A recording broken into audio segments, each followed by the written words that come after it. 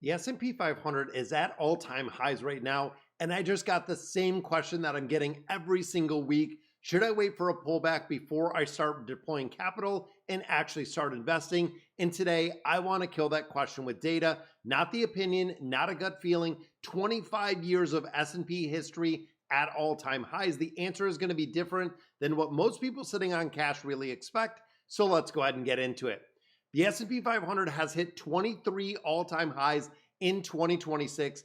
Think about that. We are only 8 months into the year. We have had 23 new all-time highs.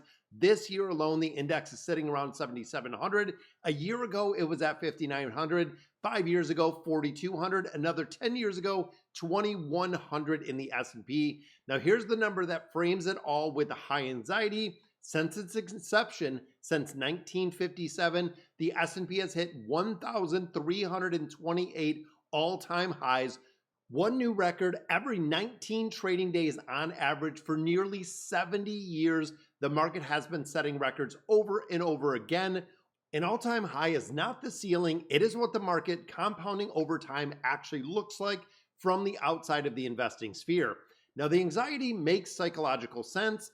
At an all-time high, it feels like the market is at its peak the moment right before something falls and we see that decline in the market. The instinct at this point is to wait for the market to pull back, to hold the cash in the high yield savings account or the SGOV position until the pullback gets a much better entry point.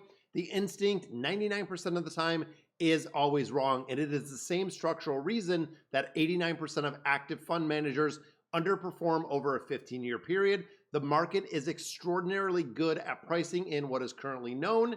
An all-time high is not the signal that the market is actually overextended.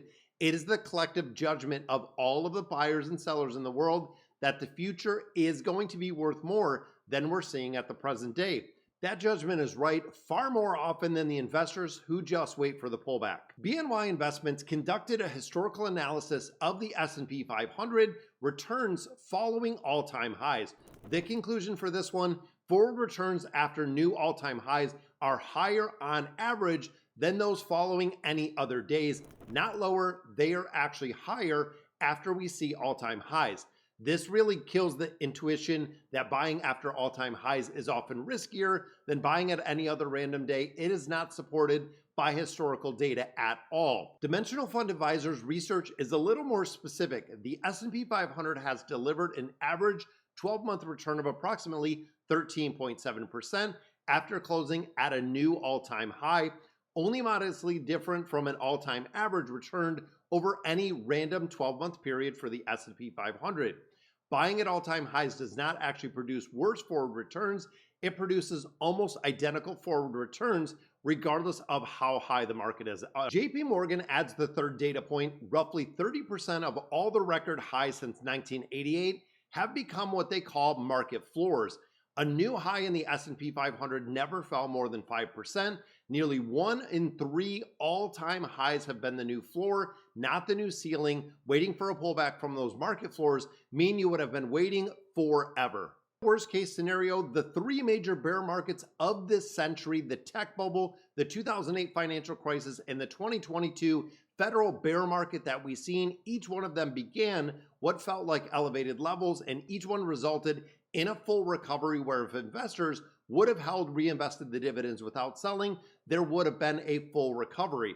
The 2000 to 2013 period in history for investing was the most painful, nearly 13 years from peak to peak and side to side, but the investors that did not sell during the panic would have certainly waited before reinvesting, and if you're buying to that time, you would have hit all-time highs again. This connects directly to Wednesday's money maxing video. If you set up that 3-tier system we talked about, checking at the 30-day mark, high yield savings account fully funded, moving the surplus into the SGOV, the next natural question is, when do you take what you have in the SGOV position into something like the VOO? When does cash become the investment that you're actually doing? The answer from this data, it is on a fixed schedule. It is automatic. It is going to be absolutely regardless of where the S&P 500 is sitting for the day, not when the market pulls back, not when the next Fed meeting happens, not when it feels right, on a fixed point in time every single week, every single month. The money maxing system really removes the cash management decision and that's what we're trying to do here. Today's data removes the marketing timing decision that a lot of people really do struggle with. Together, they eliminate the two most expensive behavioral errors in investing, habit 2 and habit 3 from last week. At the system level, you don't have to be disciplined by any means. The system is the discipline that is already being built for you. The S&P 500 was at 5,900 a year ago. Today, it's at 7,700. An investor who decided at that 5,900 point to wait for that 10% pullback to approximately 5,300 before deploying capital has been waiting for more than a year, and the market has already driven up 30% without them being invested at all. That pullback target would have never arrived, and the cost of waiting is not hypothetical. It compounds just in the wrong direction. The one legitimate concern about all-time highs deserves an honest answer. Valuations are elevated. The S&P 500 currently trades at about 22 times forward earning, above the 10-year historical average that we've seen. That is real, and it does mean future expected returns from current levels are somewhat lower than they've been over the historical average valuations. Not negative, just somewhat lower. FactSet projects the S&P 500 reaching around 8,300 within the next 12 months. That is a 17% uptime, supported by the expected 2026 earning growth. Nearly 20% is what we're seeing. Elevated evaluations are expected with strong returns really coexisting when the earnings and the growth multipliers just continue what they're doing, and this is the current case. So here's the complete answer. For long-term accumulation investors, let's say you have a 10 to 30-year horizon, the market level at any given time contribution date is irrelevant to the outcome we're going to see. 3 independent sources, the BNY, Dimensional, JP Morgan, reach the exact same conclusion after measuring an extended time horizon. All-time highs produce forward returns that are indistinguishable by any point in time. The cost of waiting for the pullback, the opportunity cost, plus the behavioral damage from holding cash could have you holding it indefinitely. It exceeds the benefit of a better entry point in an overwhelming majority of cases. The same automatic contribution schedule worked at 4,200, then works at 5,900, 6,500, 7,700. The number getting higher doesn't change the answer that we have. Drop a comment down below, guys. Are you currently holding out on cash waiting for that pullback? Tell me about what specific level of condition are you waiting for, and I'll tell you exactly what the data says, giving you that specific threshold that we talked about.